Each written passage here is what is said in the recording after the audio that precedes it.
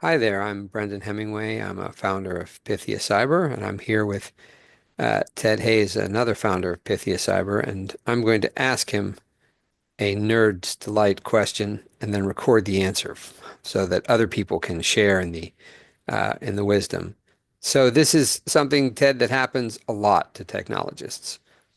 There's a failure of some sort at a technological level, and I don't feel that my non-technical manager will understand the details. We say ego, eyes glaze over when you start talking about it.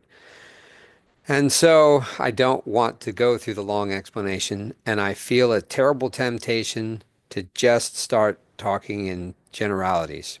It broke. It doesn't work. We need another one. And I was wondering whether this is, a is I guess the harshest way to put it is this my fault or my manager's? Well, you've been set up for failure as a technologist in most organizations. Uh, Most organizations do not promote people based on their capacity to lead. When they do promote people who have technical skills, those skills tend to go out of date because they're leading as opposed to doing the work. This becomes problematic. And there are a variety of other dynamics involved with that. But because my specialty is behavioral cybersecurity, I'm going to focus on that. So when you've got a system where people who are at the techie level, the cube farm level, are doing the ego, the eyes glazed over, it could be for a couple of different reasons, and I'm sure you've seen these. One of them is that there is a technical issue that takes a lot of explanation, and managers typically are looking for courses of action. So there's a communication issue. The other thing that could happen is that there's a sense of fear. If you like to think of it as a culture where people are blamed, as opposed to people work through problems and come to a solution and then prepare the organization to be effective in the future. It's very easy to blame people because by blaming somebody, we tend to displace the problem from us as leaders to the people who report to us who are ineffective. That's pretty normal. So, what we want to do is create a culture in any one business unit, all the way down to a work team, where leaders balance demands for performance with a sense of psychological safety. It's actually a term, you can look it up. There's a lot of work that's done on the psychological safety, means that you, as a technical person, have the allowance to bring up issues to your leadership without fear that mentioning something could go wrong or discussing what did go wrong will result in you losing your job, being sued, things like that. It does not mean, which is naturally how a lot of organizations go, that you have free reign to do whatever you want. Psychological safety is part of the balancing act. And what we want leaders to do is to become technically credible, maintain their credibility when they deal with technologists and when they deal with other leaders. We also want them to demand performance because that's what you get paid to do, and that's entirely fair. You're paid for your expertise. This is why your manager is not paid for their expertise. But what they are paid for is getting the most out of you and balancing that with creating an environment where you feel engaged, you feel that you can bring things up to leadership, report problems, head off issues, and that is effective risk management. So when you work with a particular individual manager or even a work team, a lot of times it's very important to bring this up. The idea that there is a balance between getting the most out of you as a direct report and getting your manager to understand how he or she can create a culture where your input is valued. You are not going to be blamed for things that go wrong as long as you brought it up. and that you're part of the solution. All right. Well, I realize listening to myself that I asked you an impossibly vague question, and you did a great job trying to make it concrete. So I'm going to try to make the specific example I'm thinking of, my case, a little clearer, and you tell me if it gets too techy.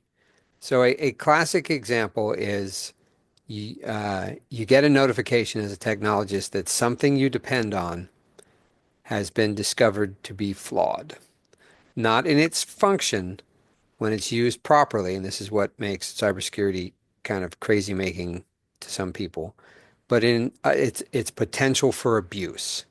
So the thing works just fine. It works the way it's supposed to, but if you use it in the way you're not supposed to, something bad happens. And I felt awkward in the case I'm thinking of going to the person in charge of this group and saying, all of these machines have a problem, even though they seem to be working just fine, and they all need attention right now because this flaw's only just been discovered, but it's been around for a while.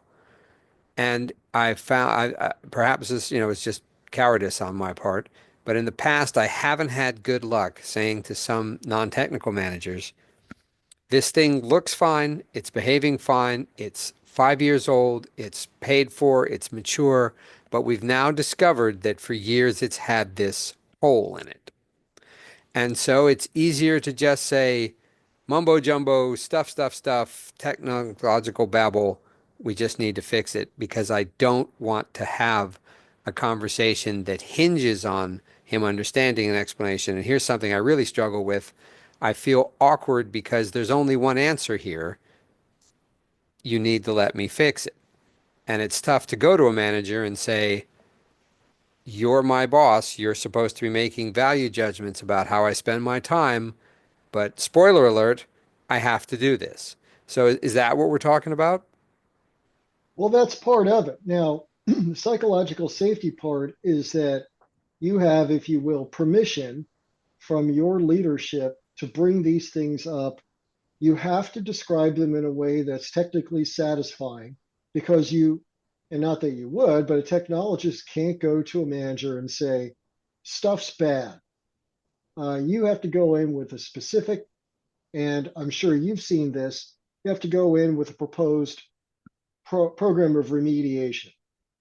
So when you do that, that's part of the expectation of you, not only from a performance management perspective, but that's the expectation of you from a psychological safety perspective. That's part of the balance. It's like a contract. So you're given the leeway to do this and use your discretion and your expertise, but you have to bring it up in a reasonable amount of time and provide the rationale for doing the mitigation.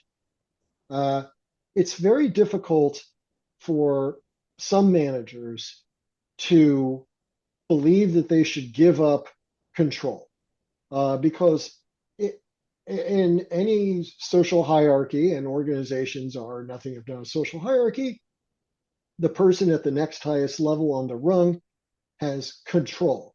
In fact, we refer to it as span of control.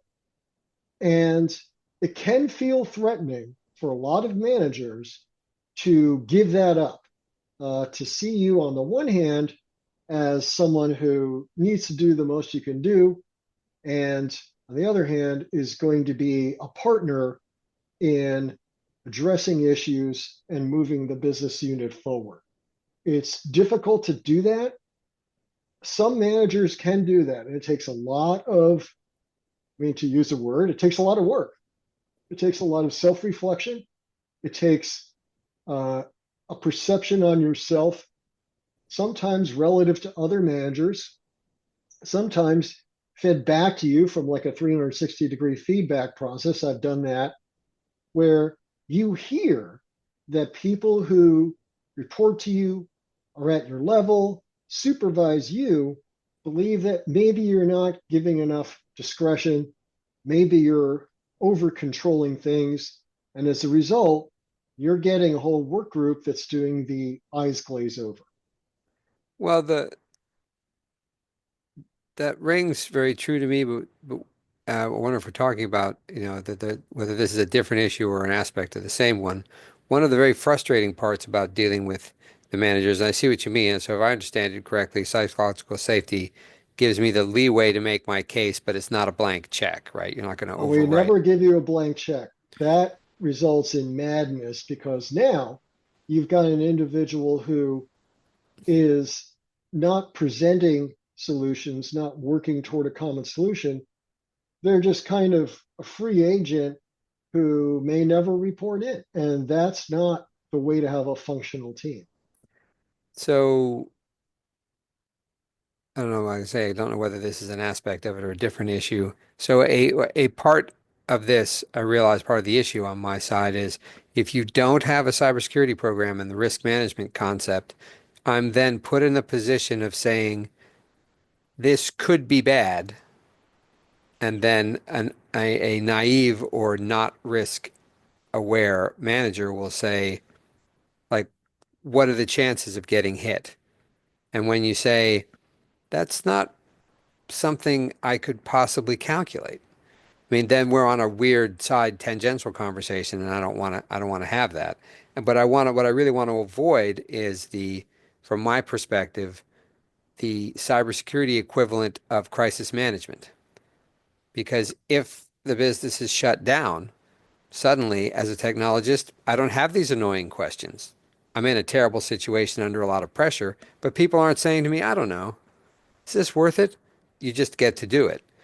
So wanted to ask you, we talked a little bit about how do you foster that mindset of understanding that if you're not on fire right now, that doesn't mean that we don't need to keep a fire extinguisher in the corner. Right. So this is part of behavioral cybersecurity. It's about the attitudes, the understandings, and the behaviors that maintain good cybersecurity in your business unit. Just like your house has a fire extinguisher or your car might have a first aid kit or flashers. Every business unit that has a technology aspect, and more that's every business unit, should have thought about in advance how its systems could go wrong, what that impacts, and what the mitigation plans are. This is normal, good leadership. It isn't something extra or onerous that we're asking an organization to do. You know, if you buy insurance, which you have to in most states, for your vehicle or your house or your boat or something like that, or your sidewalk. Um, there's a good chance that nothing will happen, but if it does, you're covered at least to the extent that you have insurance for that thing. So you could think of psychological safety as a way to have a conversation about how much insurance you need relative to how likely this thing is. And I also want to point out that you mentioned something that I think is important. There is a balance between how likely something is and how catastrophic it would be if it happened. So in the popular press years ago, this was referred as black swan events. Uh, in game theory, this is sometimes called minimax. The idea is that there is a point where if you don't prepare for bad things happening, um, then you're taken down when they do happen. But you've also got to function as a business unit within a set of parameters where you're getting the most value for the least expense. And I think that what we want to focus on in behavioral cybersecurity through Pythia is to have that conversation with managers so they don't just throw some technologist in there, somebody down the cube farm who says, I have a bad feeling about this. She should be ready to have that conversation and understand what her parameters are for talking with her leadership about things that could go wrong. And in turn, leadership should understand that there are bad things that could happen. There's a range within which they're willing to work, and they've got to reconcile those two things.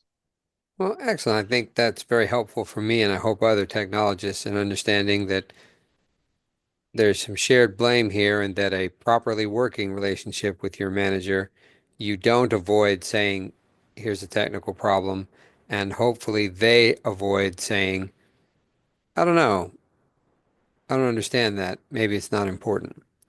All right, well, Right. I thank you very much for that, and hopefully we can explore in some other videos some of the other icky, sticky parts, like throwing out perfectly good hardware that has some invisible, undetectable flaw. Because, if I understand from a manager's perspective, that just seems absurd. But hopefully we can get into it on how you build, I guess, trust that you when your technologists say this has to go, people say okay, and it's hopefully proper planning with risk management. It's in the budget. Well, Well, that's thank right. And we'd love to hear from you at pythiacyber.com. Uh, please ring us if you've got a uh, question you want to ask or you want to follow up on something we talked about in this conversation. There are many different ways this could be built out. As Brendan mentioned here, we have several videos, and this just happens to be one of several. There may be things that are specific to your organization or your area of interest. Let us know. We'll have a conversation about it. Thanks very much. Thank you.